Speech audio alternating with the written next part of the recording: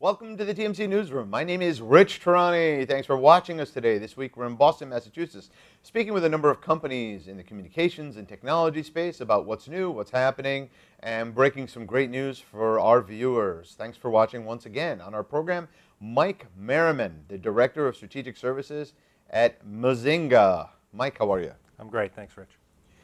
So tell me about your company and what you do there, please. Sure. We're headquartered in the local area in Waltham, Mass.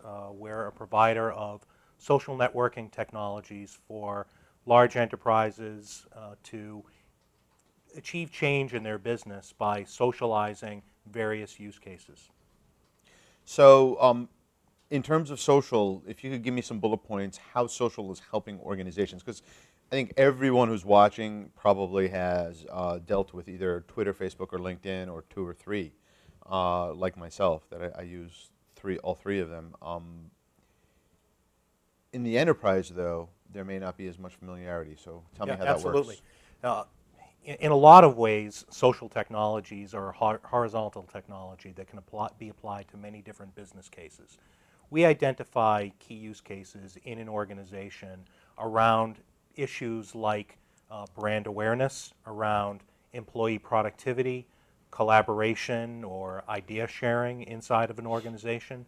Facing externally, it might be around social commerce or customer support channels, all of which can be made more effective using social profiles and various social tools. Are there any sorts of companies that you can think of that are more apt to use social than others, like, I don't know, trucking, transportation, financial, et cetera? I don't. We have a lot of experience in many different industry verticals. Our largest industry vertical is in the financial services institutions, second by healthcare, and third by media companies. That said, we have penetration in some government agencies as well as virtually every other vertical. Each of them are solving different problems in their organization, but they're all using social capabilities coupled with formal learning capabilities depending on the issues they're trying to address.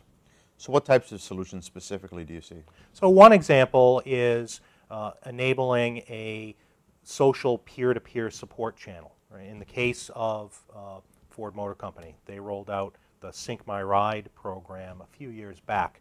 Really changed the way they were doing business with their customers by bringing advanced technology into the vehicle. They realized that the typical way of doing support wouldn't work for them. So they consulted with us. We implemented a peer-to-peer support channel with discussion boards and forums so that customers of that product were able to interact with one another, ask questions, get results from peers rather than going one-to-one with a Ford rep.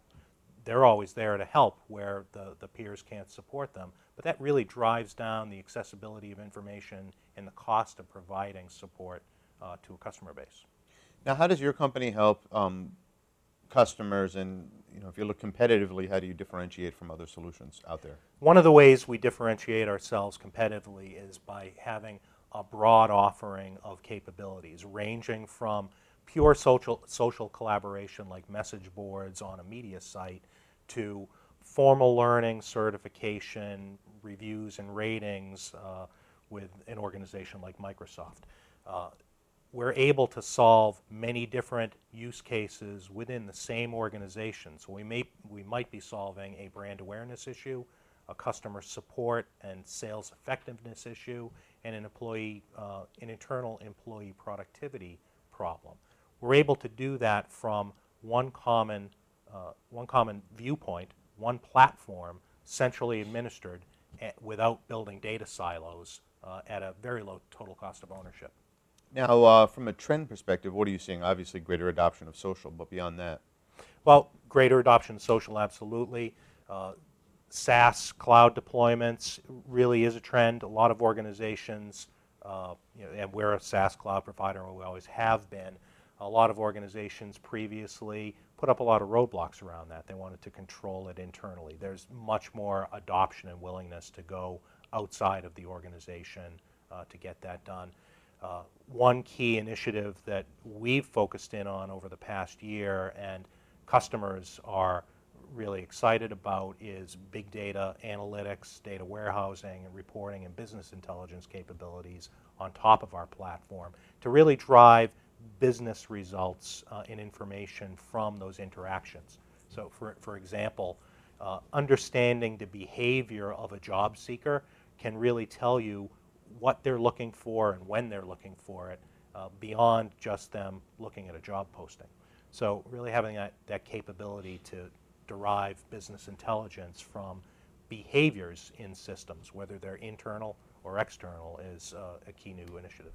Well, we're a few weeks from 2012. I was wondering if you would venture to make some predictions about the new year. What are we going to see?